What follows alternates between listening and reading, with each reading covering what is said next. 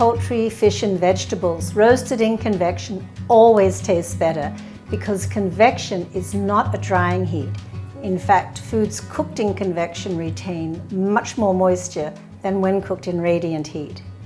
When you add steam to the roasting process, then you have enhanced flavor, better texture, and enhanced nutrient value. Here are some important things you need to know about convection steam roasting. Small cuts of meat, vegetables, and fish can be cooked directly on a rimmed baking sheet. If you're preparing a small quantity of food, you can even cook a complete meal using one tray. Just plan the cooking time for each item so that everything is ready to serve at one time. And remember, meats need to rest before slicing. Large roasts, especially poultry, should always be cooked on a rack in a shallow pan.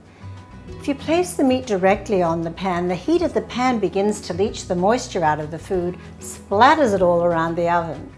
If you don't have a pan that fits in your oven, just place the meat on the oven rack with a solid pan underneath to catch the drippings. At the end of the cooking, the roast can easily be transferred to a cutting board with kitchen towels. Then the tray is removed to avoid any mishaps. When roasting poultry, you may notice some redness around the bone. Now this is perfectly normal and quite safe as long as you can see that the meat is properly cooked.